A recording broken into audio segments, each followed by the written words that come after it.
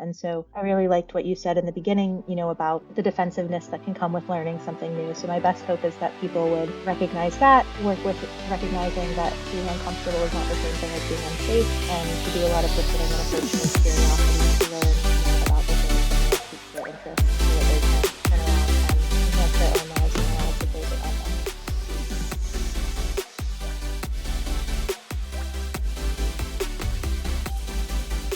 Welcome to Enrichment for the Real World, the podcast devoted to improving the quality of life of pets and their people through enrichment. We are your hosts, Allie Bender. And I'm Emily Strong. And we are here to challenge and expand your view of what enrichment is, what enrichment can be, and what enrichment can do for you and the animals in your lives. Let's get started. Thank you for joining us for today's episode of Enrichment for the Real World. And I want to thank you for rating, reviewing, and subscribing wherever you listen to podcasts. The voice you heard at the beginning of today's episode was Gabrielle Johnson.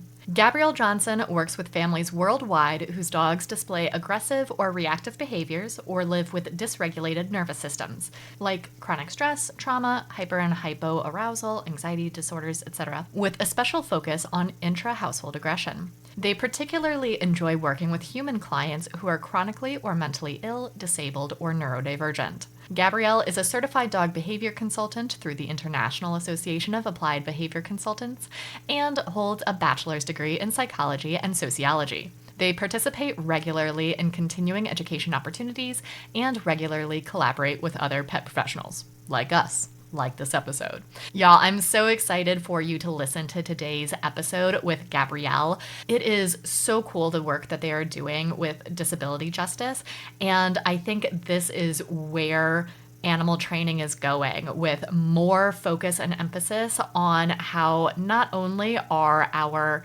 non-human animals individual learners, but our human animals that we're working with are also individual learners, and we should be treating them as such. So in this episode, you're going to hear Emily and Gabrielle talk about what is disability justice and what does it have to do with animal welfare, how Emily thought she was balancing on a seesaw when she was really just standing on one end of the seesaw, the difference between a charity model and a mutual aid model, and how the arguments about training methodologies are all missing the points. All right, here it is. Today's episode, Gabrielle Johnson, Disability Justice in Animal Welfare. Okay, tell us your name, pronouns, and pets. I am Gabrielle Johnson. My pronouns are they, them, and my pets currently are Shadow, Spock, Cyan, and Amore. 4 cute dogs who get to go trouncing around the mountains of the eastern United States.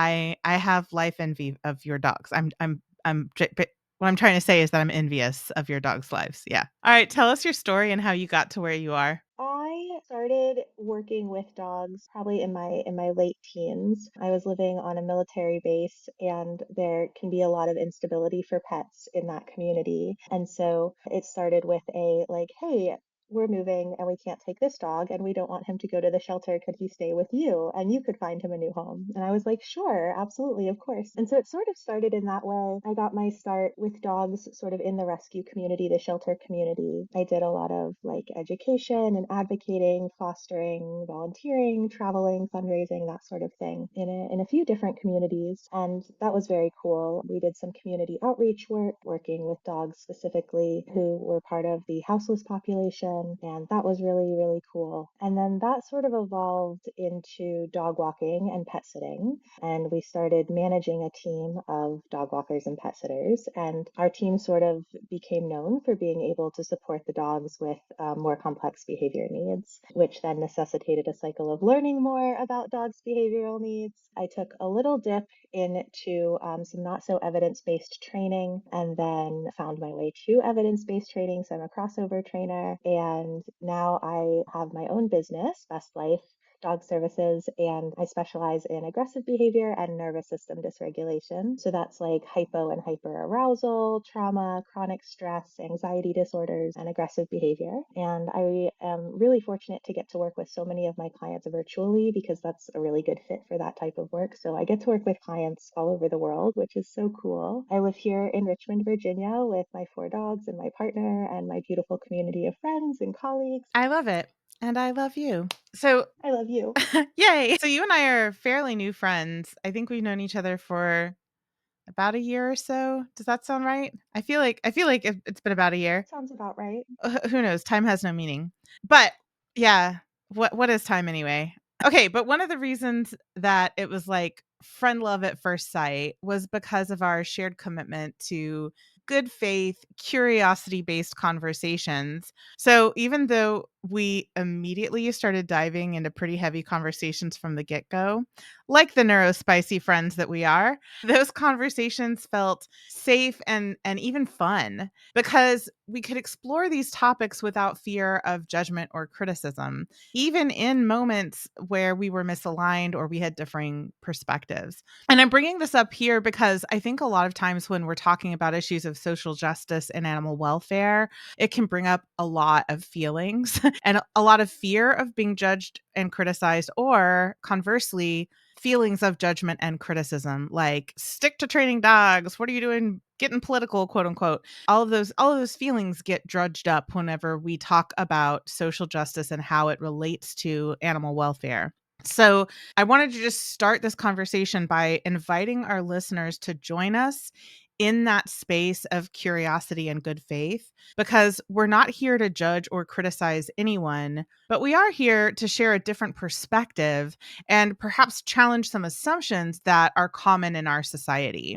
So, first of all, can you please explain what disability justice is and why it matters to animal welfare? I feel like before I do, I should give a bit of sort of a caveat up front. And that is that I am a canine behavior consultant, and that is my specialty. I am not an expert in disability justice or mutual aid or some of these topics that we will get into. They're definitely a special interest of mine. I have done a lot of reading. I have done a lot of trying to put these frameworks into practical application in my life. But what I am bringing to the table here is the intersection of those interests with being a pet professional. And so, my best hope is that our conversation today, if someone is new to or getting interested in some of these topics like disability justice or mutual aid, that this is sort of a springboard for them to then go and learn more from people who have been doing this work for longer than I've been alive. And I will definitely be sure to share some of my favorite resources, but it's particularly important in these areas to learn from the people who are most impacted by systems of oppression and have the most experience and knowledge and insight into doing this work. So, particularly Black, Brown, Indigenous, queer, trans people. I love you so much. Thank you for saying that, for many reasons. I'm gonna just gush at you about you for a second.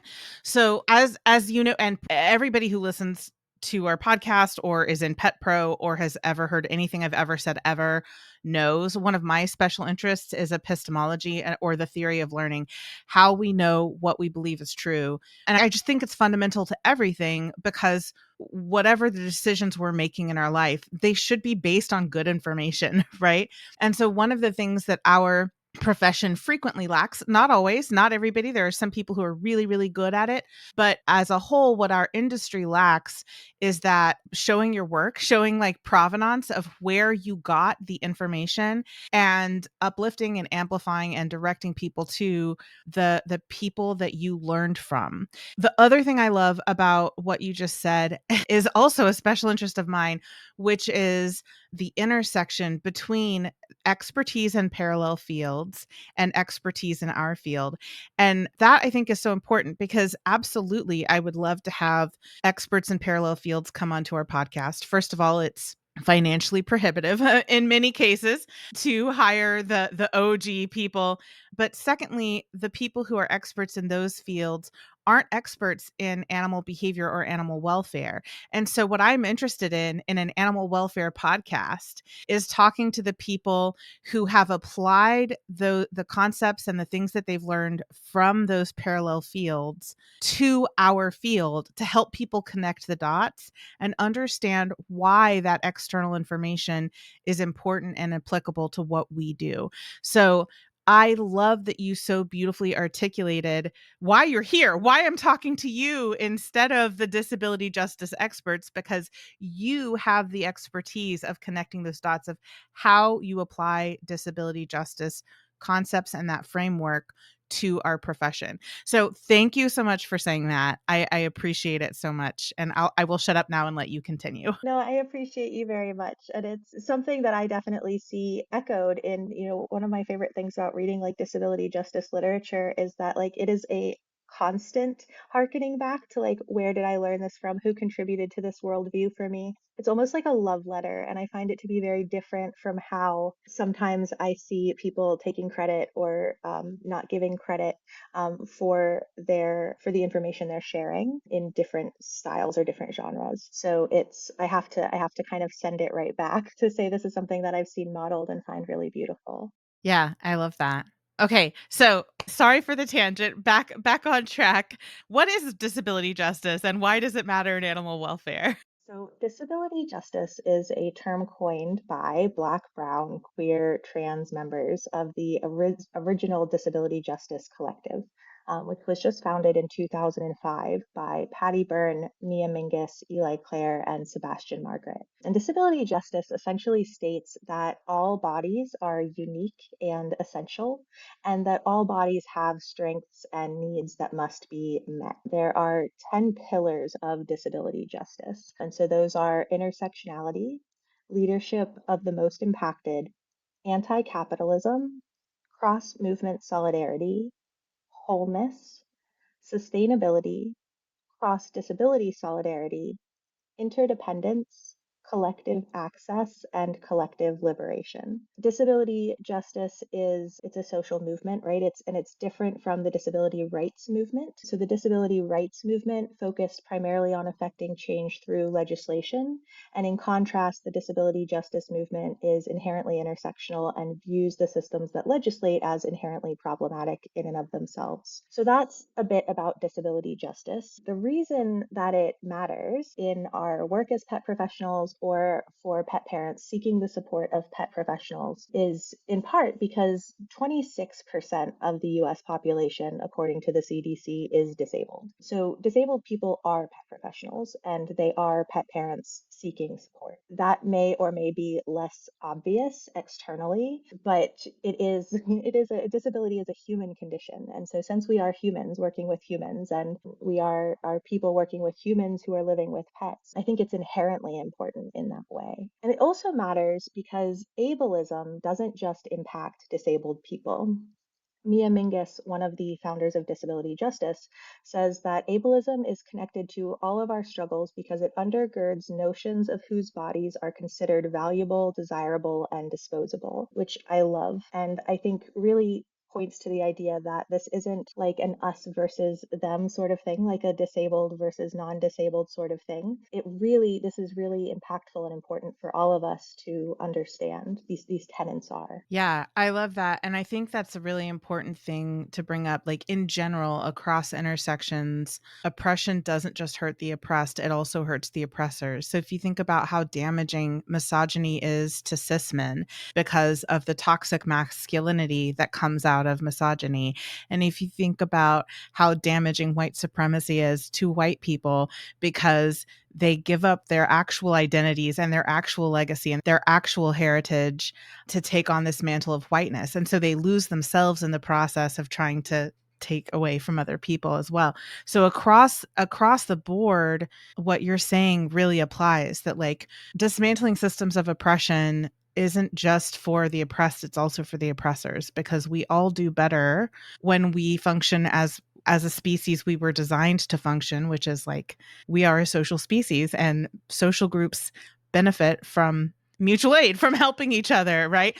So That's a really important thing to hear, is like disability justice isn't just for the disabled people, it's also for able-bodied people for so many different reasons. And okay, I love that so much. So my follow-up question to that is, what are some things that we can do as animal welfare professionals and business owners to move forward that, or to participate in disability justice and improve accessibility and be active allies, like all the things, to our disabled clients, colleagues, and even the non-humans, right? So how do we apply this disability justice framework? Love that question. I think one of the very first things is recognizing exactly what you just said, which is that all oppression is connected, and does not just affect those oppressed. So I think sort of kind of a next step or a side step of that is recognizing that digging into disability justice, which is inherently intersectional, that's the first pillar, also necessitates digging into anti-racism work. It also involves unpacking misogyny. It also involves unpacking all of these different systems of oppression because they are not separate from one another, because people are not separate from one another in these identities. Right. So intersectionality is a term coined by Kimberly Crenshaw, um, and it was used initially to describe her experience as a Black woman, and that being Black and being a woman created this sort of third identity, right, with these intersections versus being, just Black, which like you couldn't even be. You inherently are also like there are going to be other things, and then or being just a woman, and you see how we can't really separate that out. And so I think recognizing that and being aware of that is a really important first step. I think as part of that, that involves unpacking your own stuff. And so that means growing and healing and unpacking, our presumptions and recognizing that in doing nothing, in just being sort of neutral, we will inherently do harm because of the systems that we're existing in. And so it's not enough to just say, I'm not going to be, say, overtly ableist or overtly racist or whatever it might be. We also need to unpack what that looks like and find all the ways that we're engaging in ableism or racism or homophobia or transphobia or whatever it may be without even recognizing it, without even realizing it. There was a study, I cannot remember the information off the top of my head, but there was a study that looked at drivers' reaction times to pedestrians in a crosswalk and found that drivers braked later and less hard the darker someone's skin was in the crosswalk, which is like, I don't think most people are out here driving around going like, I'm going to be less safe. I'm going to devalue more the person walking in front of me. That's not, I don't think for the vast majority of people, a conscious thought. But I think that is just that's something that is happening as a result of growing up under white supremacy. And so that's something we have to actively unpack or we will do harm. We're going to engage in harm unintentionally if we're not doing that work. And that involves a lot of personal investment in one's own growth and healing. And so something that I've seen, I think that can be really tricky is I've seen a lot of well-intended folks in our industry trying to add on sort of maybe not explicitly a disability justice framework, but they're trying to like do more DEI type of things, right? But as sort of like an addendum to what they're already doing. And it doesn't work super well like that because there's already harm in the existing structures that needs to be unpacked and examined. And so this can't be an afterthought. It has to be built into the foundation of the way we approach things. So I think doing that work, which I hate to present that as like step two, it's definitely not like a little box you can just check off. That's a big deal. But I think that's so vital. And then I think maybe a bit more practically, although I think that's practical guidance as well, but perhaps a more succinct step might be to really take a collaborative approach. So for pet professionals to take a collaborative approach with their clients, a collaborative approach with other professionals, for pet parents to look for pet professionals who are taking a collaborative approach with them, and really to center the leadership of the most impacted, which is the second pillar of disability justice. And in the intersection of, the realm of pet professionals that can say, for me as a pet professional, recognizing that I might have a lot of information about intra-household aggression, or whatever the case may be, but my client has the lived experience of living with their dogs, and they know what is sustainable to them. They know what is accessible to them. They know in many, many ways their dogs better than me. I know dogs as a species. They know their dogs. And so we both bring something really valuable to the table, and creating a collaborative effort is vital, not only for the well-being of the animal ultimately, but also for the well-being of the relationship,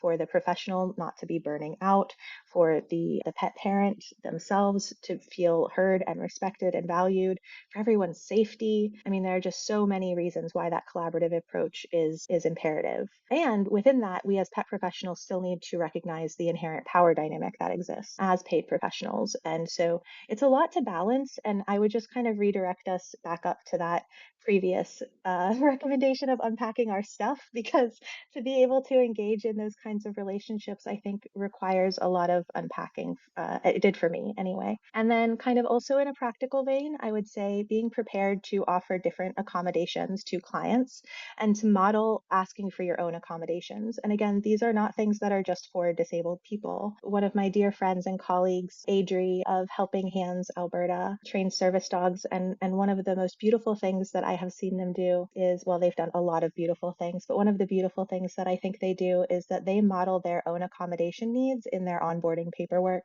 which really frees up their clients to feel more comfortable after seeing that modeled to ask for what they need. And I think that's so important. And so being prepared to understand what different people might need to be successful by listening to those people. And if it's not something that we're familiar with, we can just be open to the idea, because the person often will know what they need, or we can help them figure out what they need. But as someone who sometimes struggles with black and white thinking, I think it can be really easy to get into kind of a rigid mindset of this is how we do things. And that lack of flexibility, that lack of really what it ends up being is a lack of creativity, a lack of imagination, can really limit us. So I think being prepared for those things, and really listening to leadership of the most impacted. And then I think too, using, for those of us who have, I mean, everyone has privilege in one way or another. And so finding those spots where we have privilege and then using that privilege to speak up and advocate for others when it is safe for us to do so, I think is also really important.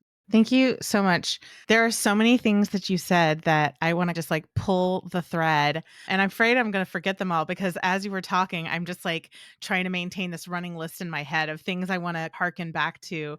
But one of the things that I really found, like, that I resonate with a lot, and that we actually talk about a lot in Pet Pro and we teach people how to do in Pet Pro, is build that collaborative relationship and listen to our learners and try to understand what their reality is and what their needs are. And what I tell clients all the time, and I teach my team to tell clients, is I'm an expert in behavior. You are an expert in your pets. And the best way for us to be effective is for us to combine our respective expertise. And so like that, I'm so aligned with you on that, the importance of collaboration. And I think this really strikes to the core of why we train the way we do, because I think the sort of like conversations that happen about like the kind of internet wars about like balance training versus force free training or whatever we want to call it, I think they're really missing the point because the argument is hyper focusing on operant consequences, which is such a small facet of behavior, and it doesn't really speak to learner experience. And so I was having a conversation with a friend of mine who is in the process of crossing over recently, and she was telling me things that I've heard before and that I used to say when I was in my journey of crossing over, which is like, everybody talks about pain and fear and fallout, but like when I use this pressure release training, like the dog isn't feeling pain, the dog isn't afraid, the dog is really engaged. And I was like, okay, so it's about the same pressure as a tactile cue. So why do you feel that the pressure release is more effective? Than why not just use that same amount of pressure that's not causing pain or fear as a tactile cue? And her response was, well, we usually try just a cue first, and then we move to pressure release when the cue didn't work. And I was like, okay, that is it. That is everything. That is central to the difference between our philosophies.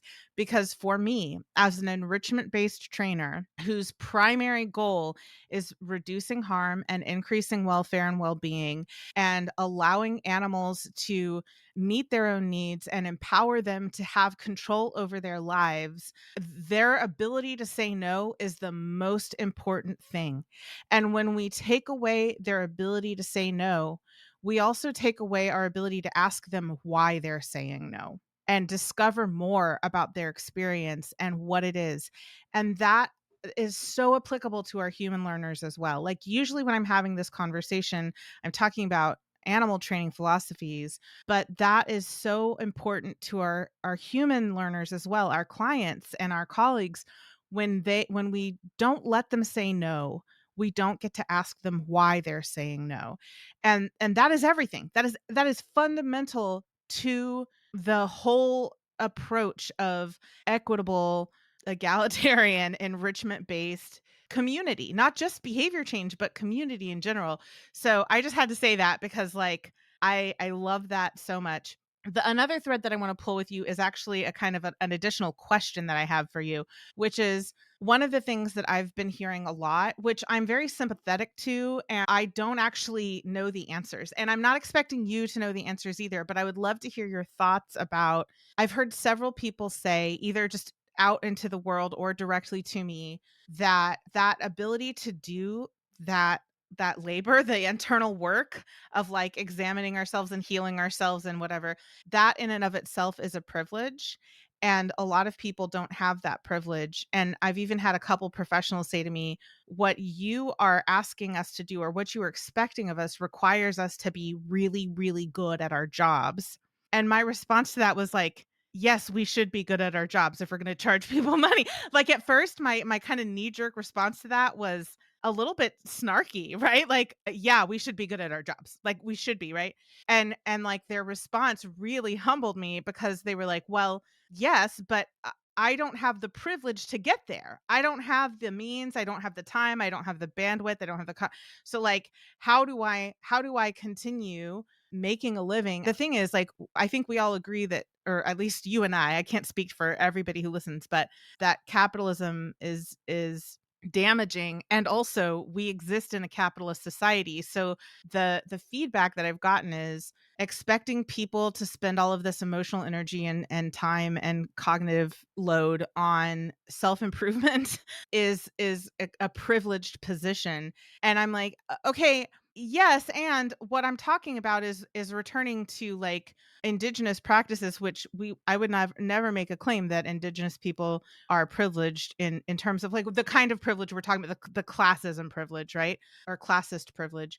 So that's, like, something that I've been grappling with and listening to and processing. What are your thoughts about that? How we would respond to that very, very valid concern? Yeah, yeah. Well, so gosh, I think I'll start by saying I definitely don't feel like I have the answer. So I'm glad that you are not expecting one, in terms of like a solution. And I imagine that the answer is really different for everyone in terms of how do we navigate that, because I think that in doing that growth and that healing work and making ourselves both healing ourselves internally through that and also enabling us to connect with others more authentically and in community, I think is vital to our survival. And I recognize that under a capitalist model and where we are right now, even if something is necessary for our survival, and I would put that under like a basic inherent need, all over the place people's basic inherent needs are not getting met. And so that being the reality also doesn't necessarily make it more accessible. But in terms of like, I think I just want to, with acknowledging that, also highlight that I think doing that work in whatever measure we can is ultimately strengthening and empowering to us. And ultimately should support our already unmet needs and is a big part of community building. And so I think there's that piece. And then gosh, this does actually remind me of a few. I have seen this in there's some different stories coming to mind is what I'm trying to say. And I won't share anyone's specific story, but I have certainly seen situations recently even in my work where people might be perpetuating harm of because of trauma, because of unhealed wounds, because of a lack of digging into some of these, internalized or interpersonal, ableism or whatever the case may be. And absolutely, one of the things that came up for me was, first next thought was, like this is where that's coming from. And in my role as a pet professional, it was like helpful for me to like be able to sort of recognize that, to create additional like space and grace and recenter how I approached the person or the people in these different scenarios with compassion and creativity. But definitely the next thought was that in these situations, none of these people are in situations where their basic needs are being met or where they are, including safety, right? Their need for safety isn't even necessarily always being met. And absolutely, how can we be like, oh, well, prioritize your trauma work so like you stop doing harm, like when their needs for like things like food or secure housing aren't necessarily met, or a need for safety. I think Ken Ramirez maybe at one point, I heard him give talk about kind of like traveling around the world to different communities, and at one point was talking about how I think, and forgive me, Ken Ramirez, if I'm butchering any of this story, I'm paraphrasing here.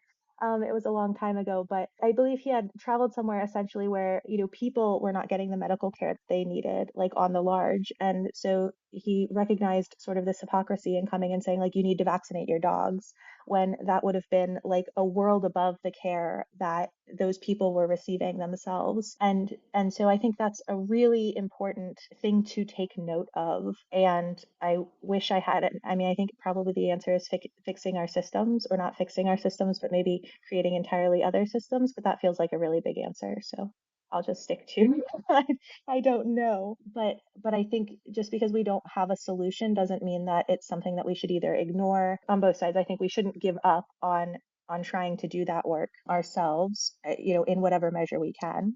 And I think also that we shouldn't pretend like that isn't an issue or a barrier, and should take that into account in being gentle with ourselves and also being compassionate in our relationships with others. Yeah, I love that. And it reminds me of a quote from a book called Hope in the Dark by Rebecca Solnit, where she's talking about like that despair is a kind of impatience. And so this idea that we're just going to like fix ourselves in by just like going to therapy and like working really hard and I don't know, like getting on a diet regime and whatever, like I think that is setting us up to feel despair because it is a kind of impatience. So what I'm hearing from you and that I'm tying back to Rebecca Solnit is this idea of like let's just focus on the things that we can change, that we have control over, that we have the bandwidth for now, and celebrate the tiny little things that we can change. Like if we can just push the needle a little bit, we need to celebrate those wins. That's another thing Rebecca talks about a lot. She's not speaking in terms of behavior analysis, but essentially what she's saying is like if we want to maintain this like push for change, we need a high rate of reinforcement. We need to celebrate the small wins as we go instead of ignoring them and just like pushing towards one huge win at the end. And I was like, yeah, that's behavior. Yep. Yeah, I knew that. I knew that. Like that. Yeah. Just applying it to my own life maybe is a little bit harder, but yeah, like it was, I was like, oh, this is like a pretty basic concept that I understood about like animal training. And it never occurred to me to apply it to social change. Right. But yeah, I love that we can just say, yeah, it is a problem. We acknowledge it's a problem. Again, this conversation is not about judging anybody who's in a space where they feel like they can't work on themselves right now. The point is not to judge or criticize. The point is to acknowledge that difficulty, say we don't have the answers, but we can all just do the best we can in the moment and celebrate our teeny tiny approximations towards our end goal. And I feel like that's a good, we can leave They are? Like, do you agree that we can say, like, that's the best we can do right now, and we can always revisit this moving forward in our lives? Yeah, absolutely. Absolutely. Also, I just have to say I have that book, and when someone has a book that I also have, or the other way around, I have a book that I feel like it gives me a glimmer. I get so happy. Yes. Yeah.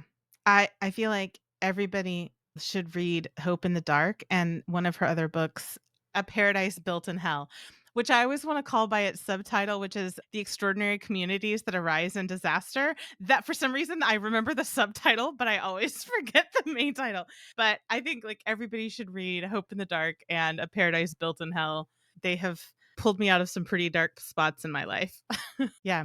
Okay. So we've been talking more broadly about the application of disability justice to our field. I want to get a little more personal. I want to narrow down the scope a little bit because I have multiple chronic illnesses that are like a cascading domino effect from two different genetic issues. And on top of that, I'm neurospicy as hell. That's why you and I clicked because we have compatible neurospiciness. Our spices work together well in a dish. And so I've been on and I still am on a long journey to strike the balance between knowing when I need to advocate for myself by asking for or expecting accommodations versus when I need to learn or improve skills to take responsibility for myself. And that's a really hard balance to strike because I've seen the damage that can be caused both by having a victim mentality or this kind of performative victimhood of like, oh, somebody is expecting me to do something that I couldn't possibly do because I'm neurospicy. And I see the damage that that kind of mentality can cause where it's like, I can't do anything about this. I need everybody else around me to do it for me, which I have been harmed by people who have had that mindset. And so I'm very aware of that mindset and I don't want to exist in it. But on the other hand, that bootstraps mentality of like personal responsibility and you do it yourself and like it doesn't work for anybody. It's so harmful. Like it's such a privileged mindset, like just because I'm able-bodied and I have the financial means and the resources to do something without any help right now in this moment. I've had lots of past help that has allowed me to now presently do something alone. Obviously, I don't have to explain why that mentality is harmful, right? So to me, I've been struggling my whole life for like how to strike the balance between those two mindsets because I don't want to be incapacitated by my reality, my body, my brain, but I also don't want to pretend that like I can do all things. If I just have the willpower, I can make it happen. Like that's just patently false. I can't make it happen, right? What advice do you have to help me and anybody else who might be experiencing that same sort of internal battle? How do we find that balance? Yeah, yeah. Oh, I think it's such a good question. This question, when you sent it so that I could see sort of ahead of time and get my thoughts in order, sent me journaling. Like this is such a good question, and I want to reiterate here that I am, in some ways just some guy, right? And so this is my lived experience, which I think holds a lot of value, definitely, but it should not be mistaken for like therapeutic advice. So I think the first thing that really comes up for me is really defining and sort of operationalizing these two different mindsets. And, I think one thing that came up for me right away is the term victim mentality. It made me have like a really like I felt like really activated, but like because it was coming from someone who I have like so much trust and safety with, it was much easier than it would have been in an unsafe relationship or whatever. I didn't have that foundation for me to go, okay, what does this actually mean? How are we operationalizing this? And why is this so activating to me? And so then, like I'm like journaling and such because it's just such a good question. And I realized that most of the time when I hear the term victim mentality, it has, for me, historically been used to either deny me or someone else support. that they need. And then I started digging into that a little bit more, and I thought about how, victimhood is not an amoral position, right? It is generally inherently something that is out of our control. And so to ascribe the mentality that one might hold after being victimized and comparing that to something that we are saying is a harmful and less desirable state of mind almost felt like a bit of a slam at being a victim, and sort of like this idea that like if something bad happens to you, you should just kind of like suck it up and move on. So I think that term actually kind of may stem from that bootstrap mentality and that sort of like push it down mentality. And so then I wanted to sort of operationalize, what are we talking about here? Because I do know what you're talking about. And you and I sort of operationalized this as people who are refusing to take accountability, refusing to grow or heal, refusing to acknowledge harm, versus someone who is asking for support because they need support. Would you say that I summarized that well or not? That is a beautiful operationalization of what I'm talking about, and it's a beautiful reframe that the idea of victim mentality still in and of itself comes from the bootstraps mentality. So I've been maybe trying to like I'm seeing as you were talking, I'm visualizing like a seesaw, and I thought I was like trying to balance on the two different ends of the seesaw when really I've been trying to balance on the two different sides of one end of the seesaw. So okay, so help me reframe this and think differently about how I move through the world in a disability justice framework. So I think the cool thing about that reframe is that God, I just love that visual that you shared, because now the questions seem easier to answer probably, right? Because now the question is this something that I need for my well-being and to be able to be the best that I want to be and to show up the way I want to show up and to be included and to participate? Or is this me dodging accountability, refusing to acknowledge harm, and ignoring or avoiding healing and growing? And those questions to me feel a lot easier to answer and a lot easier to tell apart. Once again, I know what operationalization is. I've known this for a long time. I know how to do it when I'm assessing other people's behavior.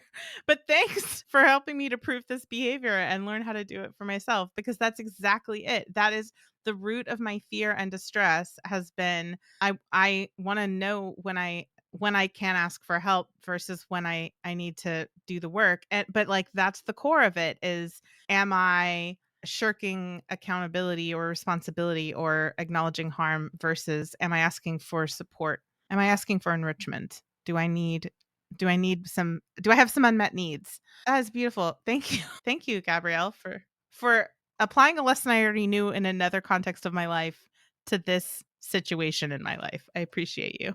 Yeah, absolutely. That is my hope, right? Is to take this other thing and intersect it with where we are with our pet things. So I think there's so much to learn. Our work as pet professionals can often serve as sort of this opening for, exploration in those other directions. I think the other part of this is like when we're trying to make those decisions, and this is, I want to reiterate, just sort of my opinion based on my lived experience, and I am certainly open to other perspectives. But I think it's really important that we use this always as self-reflective, like a self-reflective exercise versus judgment of others. In a lot of cases, at least externally, right? And so I think there are also internal things that we can do to keep ourselves safe. And that's really important. And I want to talk more about that in a second. But sort of as a preface to that, I think that I think there's nuance to this too, but I think that we are in general likely to do a lot more harm in presuming that someone just isn't trying hard enough and telling them that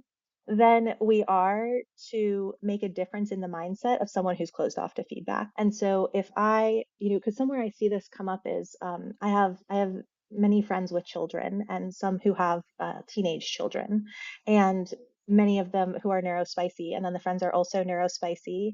And there's this question of like, how much am I supposed to push as a parent? And how much am I supposed to accommodate as a parent? And they're in this really tough situation where they are trying to make this decision for someone outside of them, right? So it's not even self-knowing, it's this having to know this other. And I think we can end up in that position with our pets too. Like, how much do I challenge my pet versus how much do I, do management? And part of my job, of course, as a behavior consultant, part of our work is to help people strike those balances of increasing the challenge as the dog is successful and making it easier as they're struggling. But I think in general, with the exception of these situations where we might have to make a judgment for someone else that we are responsible for to the best of our ability, I think it can be really helpful to use these as, in the way that you've brought up, where it's sort of this self-reflective thing versus going up to someone and saying, I think you could just try harder. I saw this, video where this disabled person was doing an inspirational thing, and I think you could do that too. I think that's more likely to cause harm than, to like get through to someone who's not interested in like growing. And then I think that leads into an important conversation of how do we protect ourselves? Like you mentioned, like you have been harmed by people, and I have as well, who have taken a mindset of sort of anti-growth, perhaps anti-healing, sort of anti-emotional intelligence, self-reflection, perhaps. I imagine there's a whole myriad of things that can go into that. And I think that's where it's really helpful to recognize what we can and can't control and set our own boundaries around that. And I know that I know that is something that did not come naturally for me. That was a skill I had to like learn in adulthood, was to recognize that giving people help that they don't want is non-consensual. To recognize that, and I think you actually taught me that phrasing, or it may have been in Devin Price's book, The Laziness Lie. No, I always want to call it The Laziness Lie. I talk about renaming books. It's called Laziness Does Not Exist, but it should be called The Laziness Lie. No offense to Dr. Devin Price. I think that's a good name. It's such a good one. And yeah, I think it shows up in nonviolent communication as well, I think is where you and I were talking about it. And so really recognizing like how to be there for someone while also meeting your own needs. So saying like, I want to be here for you as you're maybe struggling. Maybe I have a friend struggling with an issue that I feel like they could be taking actual steps to solve. And I feel like they're just kind of like ruminating in, this issue. And maybe I'm just feeling like, man, just like this is draining me. The thing that I find helpful is not to try to get that friend to engage in behaviors that I think will solve the issue for them. The answer, in my perspective, is to set my own boundaries around that. So to say, I actually don't have the capacity to talk about this right now, or it doesn't have to be black and white. It can be, I need 10 minutes to wake up first, or I have this important meeting come up. Can we take a walk to talk about this tomorrow? And so setting whatever boundaries I need to set so that I'm taking care of myself, but that's about monitoring or changing my own behavior and my own behavior, like, what a boundary is versus like telling someone else they need to change their behavior. And then I don't accidentally fall into the trap of like telling someone else, like, you need to be doing better, etc. But also my needs are met. I think I went down a rabbit hole. No, I love it. It's a beautiful rabbit hole because that was my next question is like, and as like setting boundaries, learning how to set boundaries has been one of the biggest journeys with for me in therapy and outside of therapy in my profession, reading books about navigating hard conversations and how to I think we talk a lot about crucial conversations and we don't talk nearly enough about crucial confrontations or crucial accountability, which are the other two books that those authors wrote that have been extraordinarily helpful as well. So as boundary setting is definitely something that I have been learning how to do, and learning how to set clear, compassionate but firm boundaries has been a whole learning journey for me. So I do think it was a really important thing to bring up, is like how you do that. What's interesting for me is that I was thinking about it in terms of, and this is not for you for you to respond to or talk about, because I know that this isn't your area of expertise and this isn't a therapy session. But what's interesting is that I was thinking about it in terms of workplaces where there's one or two employees who shirk a lot of their duties, and they say it's because they can't for whatever reason. And so then those work duties get passed on, or in the past have gotten passed on to me. And so it's like, okay, well, I have to work overtime. And I understand that that's a systemic problem, right? Because the real problem is being understaffed so that we can't support the person who needs more time off. And then as an employer, I understand how that is hard within our current infrastructure, because we can't afford to just hire an extra person to like float. Like there are some organizations that can afford to hire like a floater who just like fills in wherever they're needed. And that's not us. Like we can't afford to have a floater. Not that we have that issue in our team, but I'm saying like I understand why employers don't fix that problem, because like finances are a thing, right? So it just goes back to like what we've been talking about before, is sometimes like to find the root of the problem, we just keep scaling up and up and up and realize it's a systemic problem. And so the boundary setting thing, there's a limit as to how much you can set boundaries in a workplace, although I could certainly set limits and say like I'm not willing to work more than 40 hours, like that's what I signed my contract for.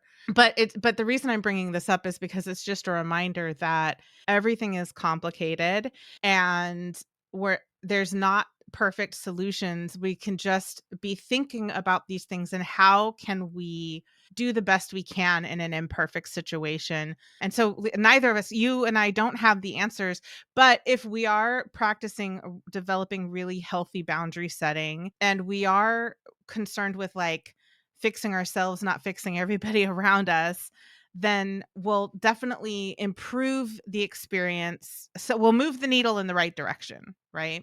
So that's what I took away from that conversation. So thank you for that. I want to talk about mutual aid funds, because it's relevant to all of this. It's relevant to disability justice. It's relevant to our profession and accessibility and all of those things. But before I ask my question about mutual aid funds, will you please, for the benefit of people listening, explain the difference between a mutual aid fund and a scholarship model? To start, kind of mutual aid as a concept is bigger than mutual aid funds. So mutual aid funds are, if we're sort of sorry, operationalizing again, saying mutual aid funds are probably about exchange of money, although they wouldn't have to be. Mutual aid is much broader than that as a whole. So mutual aid has three key elements. And I'm taking this from Dean Spade's book, Mutual Aid Building Solidarity During This Crisis and the Next. So the first is that mutual aid works to meet survival needs, such as food, education, housing, and healthcare, while at the same time building a shared understanding that those needs are not already met, not due to individual failing, but societal failure. So the idea that a society's purpose is it has one job, which is to meet the basic needs of its people. That is the purpose and goal and benefit of living in a society, and that society is failing to do so. And I think a lot of times, my understanding is that mutual aid as a term has become really popular, especially sort of in the mainstream, especially since COVID hit in 2020. I think there are a lot of folks who understand the first half of that first piece of mutual aid is, we're working to meet people's needs, but there is an inherent political aspect to mutual aid. It's not partisan, but it is political. And I think that's a really important thing to understand. Otherwise, we can end up with a really kind of whitewashed capitalist version of mutual aid, which is not cool. So the second element of mutual aid is meeting the people's needs and gaining a shared understanding that the reason we are suffering is not because we are all somehow inadequate, but because of that systemic inequality. So that understanding is really inherent to mutual aid. And then the third step is that there is movement, there's mobilization towards building and expanding solidarity, the same solidarity that we see in our 10 principles of disability justice. And so there's a participatory problem solving through collective action. And so that is mutual aid. And we can sort of compare mutual aid to the charity model. So charity models tend to or can very easily perpetuate systems of oppression, particularly racist and classist and ableist systems of oppression. Charities can reinforce power dynamics by providing aid in a top-down manner without addressing the underlying structural issues that have gotten us to this point in the first place. The charity model can perpetuate stereotypes and stigmatize its recipients. And then in contrast, mutual aid emphasizes solidarity, cooperation, and collective empowerment within communities.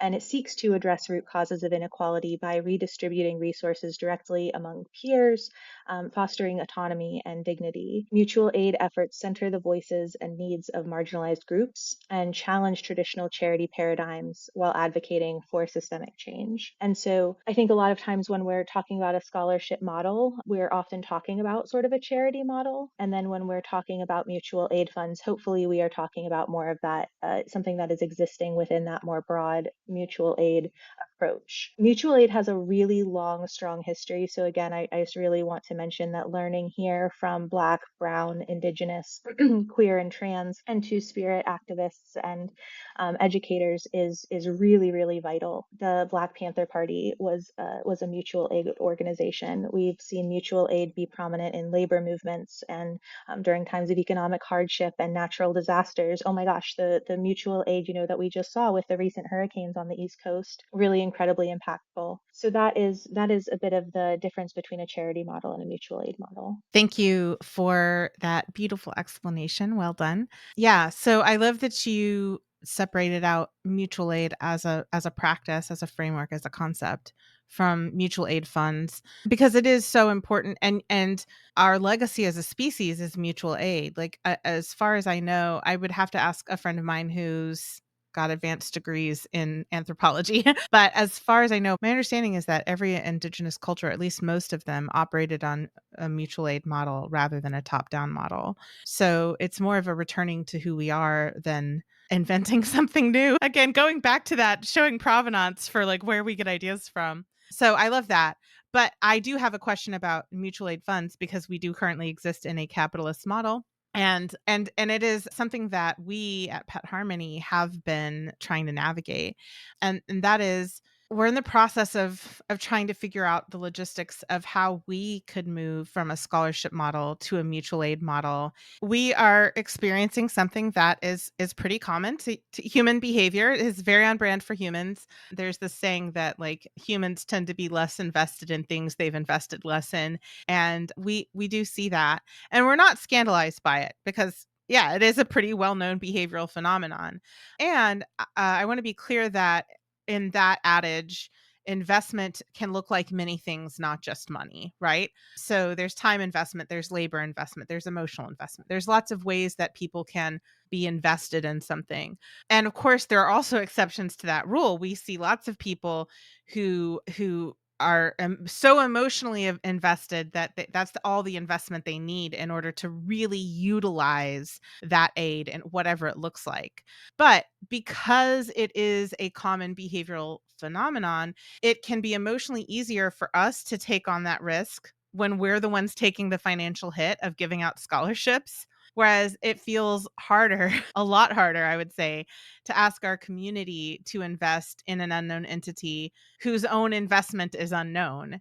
Like, if I give you some of my money so you can access this educational opportunity, are you going to actually utilize it or are you just going to squander my money, right? So that's what we're currently grappling with as we try to figure out how to move to a mutual aid fund model. What advice do you have to help us and anyone else who's considering moving to a mutual aid model to set our community up for success? Like, how can we protect our community's investment in each other so that they're more likely to continue utilizing a mutual aid model? Really good question. And I can primarily speak to and will speak to my personal experience using a mutual aid model within my business framework. And so one's experience may vary. So I think there are a few different rabbit holes here. So on the one hand, I think something that you pointed out is really important, that investment can look like different things. The biggest problem, so maybe I should actually start by talking a little bit about the mutual aid fund that we have at Best Life. So we have a mutual aid fund called the Best Life Accessibility Fund, and community members whose financial needs are met may opt to redistribute some of that wealth into the Best Life Accessibility Fund, where I and then responsible for redistributing that to people whose financial needs are not, which is a wild responsibility that makes me feel ill sometimes. And so it is that, as I think it should be. It is a big responsibility for sure, to be sure that other people's generous sharing of their funds is reaching other people. And when there is sort of a scarcity of funds and there are so many people with needs, those decisions can be daunting. We do prioritize access for people belonging to marginalized groups, specifically Black, Brown, and Indigenous people, and disabled people. And queer and trans people. And so, gosh, I went down a whole different rabbit hole. So that's our mutual aid fund. The problem that I have had personally, more so than people not taking advantage of the opportunities that they can then access because of the funds, because we actually haven't had that be a problem at all. And I'll talk more about that. But the bigger problem that we have had, or I guess we had like maybe one example of that, but I mean, I won't keep you in suspense. They just didn't use the money and then the money was back in the fund, so it was like, it was freed up for other people. But I think the bigger issue that we have run into is getting people to accept help when they need it. At least in the experience that we've had, the bigger issue has been people saying, "Oh no, that is for somebody else." So typically the conversation says they're like, "Hi, I need support with behavior needs," or perhaps they're already a client or community member of ours, and our fund might be helping them access a veterinary behaviorist or another medical specialist or routine vet care, continuing education for other trainers. We've paid for emergency surgeries, behavioral euthanasia, enrichment items, any number of things, spay and neuters, pet food, all sorts of different things. And so someone might state a need, or they might say, "Hey, our need is that we're trying to access your services." And then we have a number of accessibility options. And so we have some methods of payment at checkout that take payment plans. And from the business owner side of things, that's not something that we carry.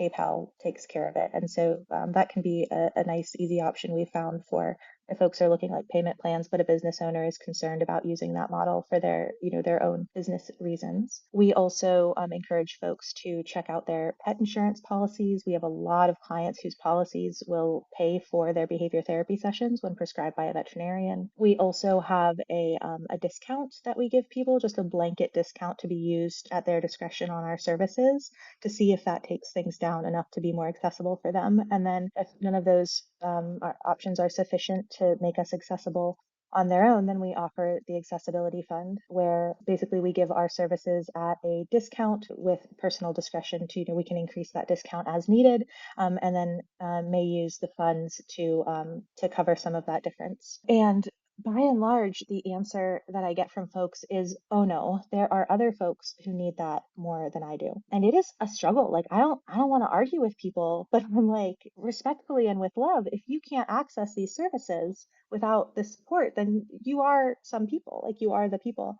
And I think, and I say this so gently and with so much love, I think that it is sort of some of this these internalized mindsets of like, I'm not a poor, I'm not a disabled, I'm not an in need. That's for someone else. I'm not a recipient of charity, right? And it's very much coming from that charitable framework. And we're like, "Oh no, no, no, I'm someone who gives charity. I'm not someone who receives charity." And a mutual aid framework is just an inherently different presumption. It's saying, the reason that you can't access this is because your needs aren't met. The reason that you're trying to choose between, support for your pet and groceries is because of societal issues, not because you're a failure as a human being. And so let your community support you. And also that you are the presumption that you, that person, are bringing things to the table as well, right? Like, there are other things, even if they are non-monetary, that are valuable about your existence here, especially like when people are looking for behavior help, like they're trying to help their pet. You know what I mean? It's not even like they're trying to help themselves. I mean, yes, it inherently hopefully lowers their stress as well and makes them safer, but like they're trying to get help for their pet, which is not to say that people don't deserve to have some support for their own needs as well. But so I think that's the bigger issue that we run into. And I think that comes back to what you said about investment looking like different things. I have found that people, particularly when they perceive that someone else is covering that for them, in my experience, the people that I've worked with have taken that very, very seriously and have almost maybe taken it more seriously than their own investment, because they very much feel the weight of someone else covering that for them. And they may even have like some guilt and some feelings around that, which I don't want them to have. but I think speaks to how investment can come in other forms. And so there's almost this, and I think part of that too, I mean, there's probably a lot of different psychological pieces in there, like the idea that it's coming from other community members versus like, I think sometimes we think about businesses, even small businesses, we like think of them like corporations, which I think is an interesting phenomenon. But so I think maybe there's an aspect of that too, is that the viewpoint isn't that like Best Life TM is like covering that cost, or like CVS or Butterfinger, right? It's fellow community members. And so I have seen that, and maybe that's the trick, is that viewpoint, is that it's other peers, and so they take that very seriously. I have also seen, what is wild to me is that the more financially disadvantaged, and this is again just sort of anecdotally what I've seen, the more financially disadvantaged someone is, the more likely they are to put back into our fund. So I have seen people time and time again whose basic needs are absolutely not met, working really hard to like repay what they've borrowed from the fund. And it's not borrowing, no one ever is expected to put the money back in, but they feel a responsibility to do so, so that those funds can be used for other people. And oh, sorry, it makes me kind of emotional. It's really interesting. And so I think that investment is in the community.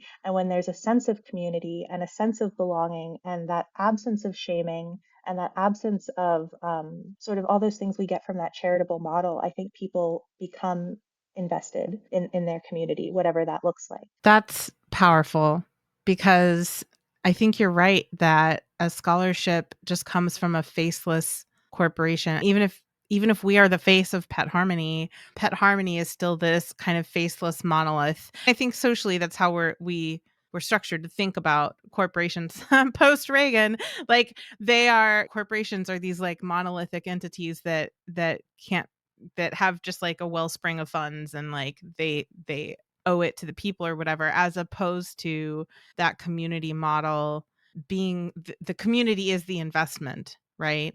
You just blew my mind and have given me a lot to think about. And now I can go back to Allie and Ellen and we can continue this discussion about moving to a mutual aid model, because yeah, that's powerful. That struck deep. Thank you for that. Yeah, absolutely. Thanks for letting me talk about the thoughts that rumble around in my head sometimes. That was helpful for me to kind of tease out as well. And I think another piece of it is that when we give, when we share with our neighbors, our community members, whether that's digital neighbors, or people who are just in a similar struggle as us, or just however we define community, because I think there are so many ways we can define community. I think it's important to give freely. And where this really, I think, comes up for me is kind of, I'm sure you've heard the discussion too, a lot of times where people will talk about like giving money to someone who, like a houseless person or something like that, and like being concerned, like with then how is it going to be spent? Or like a conversation I see a lot around like the holidays is like, is it appropriate when you give gifts to like these organizations, like for foster kids or like through churches or whatever? Sometimes people will scratch out the barcodes with the presumption that like the children's parents are going to like sell the gifts or return the gifts for money. Like it's a lot of bad faith presumptions. And there are a lot of reasons why that mindset is worth unpacking. I think probably more than we have time to dive into here, but it is worth unpacking for sure. And I think that sort of rabbit hole applies here, where we want to give freely and trust again that people know what's best for them. The thing that we ask for the Best Life Accessibility Fund is that if the funds are not used in the way that you like, because the request for the mutual aid fund is very basic. You just share your contact info. We ask, what you're using the funds for, how much you're asking for, and then we fulfill it if we can. And so it's pretty straightforward. There's no like, you don't have to like show proof of income or like any of these things that can sort of be like tied up again in like judging, does someone deserve this support? Like that's not my call. And so presuming the best of people in that way, but then also just when I started this up, I knew that I needed to be okay with the idea, like what if someone did use it in a different way than they had said, or what if something like that happened? And really just kind of like coming back to the idea that when you give freely. And so to sort of make peace with that. And again, it has been a non-issue. We had like one time someone went through that process, requested the funds, ended up not using the funds, returned the money to us. I would say that my clients who are using the mutual aid fund either for our services or for outside services, it can often be some of the most invested. I love that. I love that. And it makes a lot of sense. So thank you for that. At the end of every interview, I like to ask the same set of questions. And the first of those questions is, what are our observable goals and actionable items that people can take away from this discussion? That's a good question. My best hope is that people find that they have so many questions. I feel like this is the type of conversation where people's heads might be like, if I were me listening to this conversation, my head might be exploding. If some, especially I know like what I did when some of these concepts were brand new to me. And then after that comes so many questions. Or if you're a faster processor, you might already have the questions. And so my best hope is that people will act on that curiosity. I'll share some of my favorite resources for the show notes. And there are so many people out there doing the work and sharing the work. You can go on social media and follow so many different accounts for free of people just doing the labor to educate through their lived experience and what they know, both theoretically and in practice. And if you are financially able and your needs are met, those folks often have like Patreons or other things where you can like do a buy me a coffee. And I think paying people for that labor is really important when you can. But the information is out there. There are people to learn from. And so I really liked what you said in the beginning, about the defensiveness that can come with learning something new. So my best hope is that people would recognize that, work with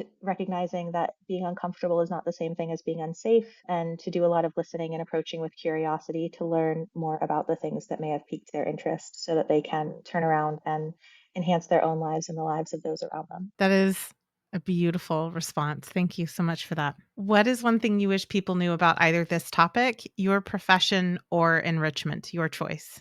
That's a really good question. One thing that is really, really hard. I think, okay, if I was picking one thing for people to know, I feel like I'm playing like a hack, like when you wish for more wishes. I would want people to know that there is probably so much more than they think there is, and to approach any of those three categories with curiosity and an open mind. And I think that shows up for us in the way that we might look at how enrichment is, so much more than puzzle toys, or we might look at, the work that I do with, specifically with dysregulated dogs or dogs displaying aggressive behavior, that that goes beyond like, and it perhaps in a lot of ways involves very little like just direct operant conditioning, but we're using an enrichment framework, right? And looking at like that, the whole needs of the dog, and that can transform into something beautiful, like how we understand ourselves. And we go, wait a minute, if my dog's behavior isn't bad, it's just due to an unmet need and feelings of insecurity. What does that mean about my behavior as a human? And so I'm a little asking for more wishes. I would just hope that people approach these topics with a learner's brain and an open mind, and then follow their curiosity. I love that. And also, it is so true. Like every time I think something is pretty simple and straightforward, I get my ass handed to me. No, it wasn't simple and straightforward. You were just comfortably perched on that Dunning-Kruger cliff, and you just needed somebody to just like shove you off the Dunning-Kruger cliff and just fall far, far, far down, realizing how little you know about this topic that you thought was simple and straightforward. So yeah. Now when I think something is simple and straightforward, I'm like, wait, am I perched on the Dunning-Kruger cliff? I bet I am, aren't I? Red flag. Yep. Exactly. Exactly. All right. What is one thing you'd love to see improved in your field? It was going to be hard to narrow down. So I think one thing that I would like to see as it regards our pets more directly is that, and we very briefly kind of touched on this earlier, but I'm not a fan of tools. Certainly, I feel very comfortable saying that. I'm not a fan of aversive or suppressive methods, but also I agree with you 100% that we are getting really caught up in a really specific, tiny part of this larger conversation that needs to happen. And one thing that I encourage my clients to do is to ask, when they're engaging in something with their dog, and obviously, like this is a huge nuanced conversation. Like, there's so many nuances here. But I think a good place a better place maybe to start the conversation is this respectful? Is the way that I'm engaging with this pet right now? And now we're not just talking about things like suppressives and aversives, we're also talking about things like agency. We're talking about things like, allowing species typical behaviors and meeting enrichment needs. And now we're having a much more holistic conversation. Am I respecting this dog's fear?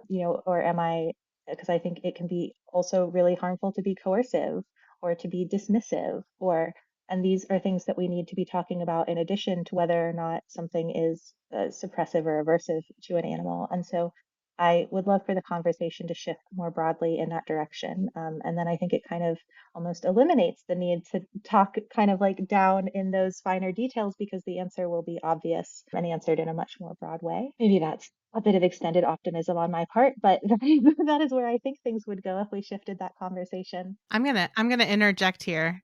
I don't think it's unrealistic because I started volunteering in an animal shelter and a vet clinic in 1990, and so when I started, most people didn't even know what positive reinforcement was, right? In the field, in animal training, in animal welfare and sheltering and vet, people didn't even know what it was. Most people, the people who did know what it was, were still mostly coercive with clicker training. Like, you got to do it. Like, there's still like that.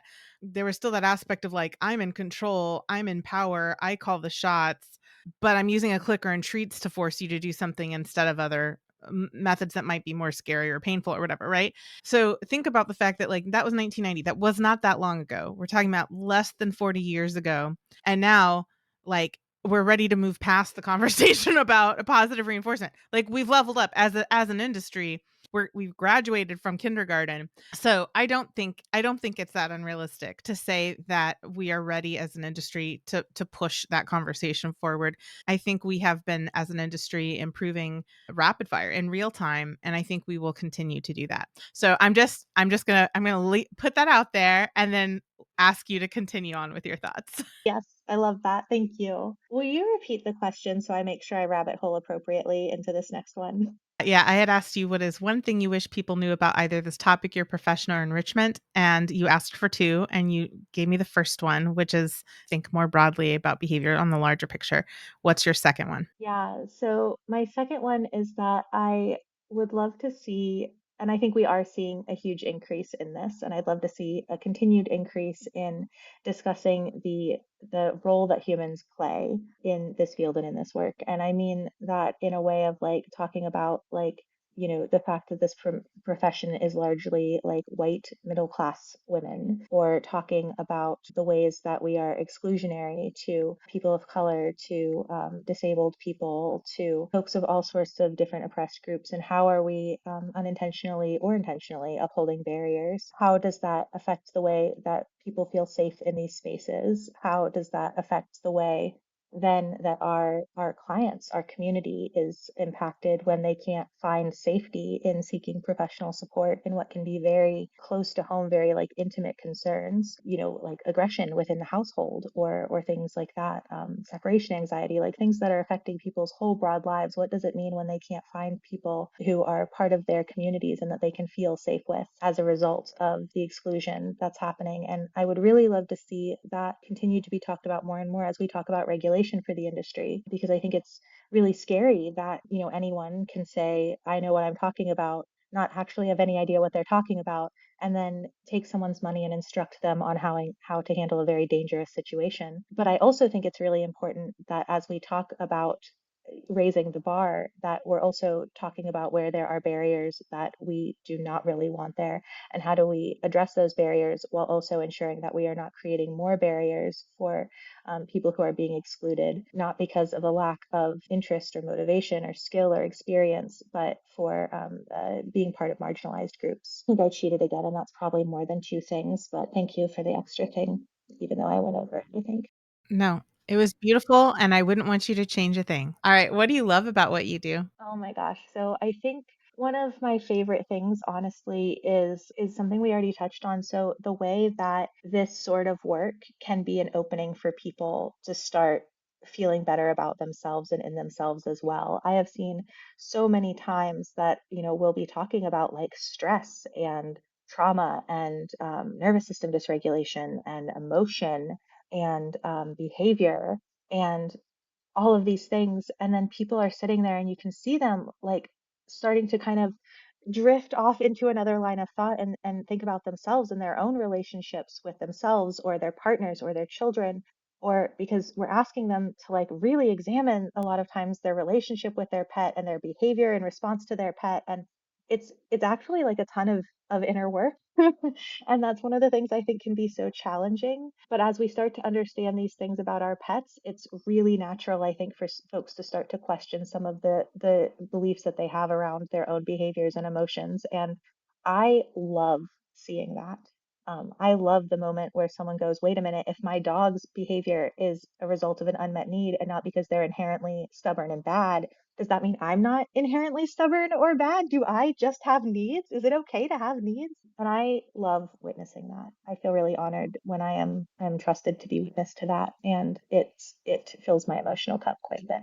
Same, same, same, same. I have obviously benefited a lot from therapy, and I'm not in any way trying to dismiss or trivialize the value of therapy. But I will say that the majority of my personal growth has come from my own profession and the things I've learned as a result of my profession, not actually from therapy. I would say therapy has been helpful in fine tuning, but most of my growth has come from what I've learned from this profession. So yeah, hard agree. All right, what are you currently working on? If people want to either work more with you or learn from you, where can they find you? I am on Best Life Dog Services is my business. So bestlifedogservices.com. That's the easiest way to reach me is through my website or through email, which is found on my website. Or I'm quite active on social media. We share a lot of like videos just talking about various topics, answering people's questions, and trying to make that information as accessible as possible, obviously without crossing the line into giving someone advice on their particular dog,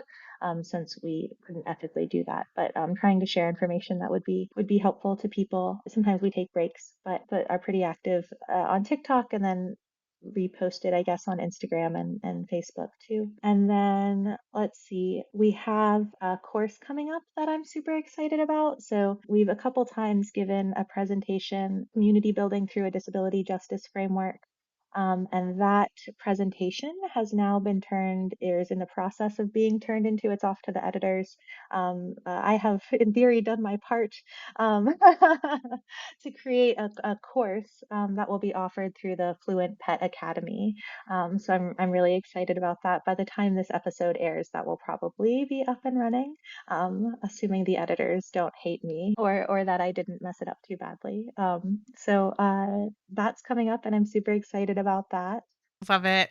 Thank you so much for joining me today, Gabrielle. It has been such a delight, and I really appreciate everything that you bring to our field. Thank you so much, friend. This was wonderful, and I'm really honored to be here and sharing and to be in friendship with you. I think you're wonderful. So thank you so much. Back at ya.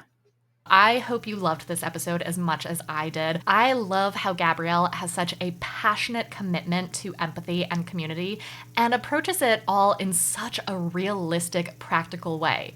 Like I said, I think this is where training is going with embracing our human learners as individuals. Next week, we'll be talking about adaptations for human accessibility. If you're anything like me, you listen to a podcast episode and the little gremlin toddler in your brain is like, the world needs to know this.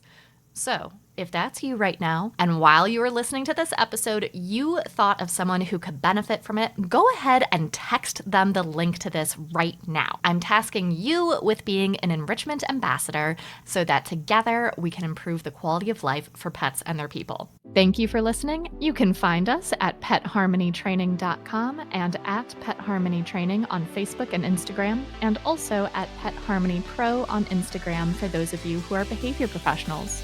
As always, links to everything we discussed in this episode are in the show notes, and a reminder to please rate, review, and subscribe wherever you listen to podcasts.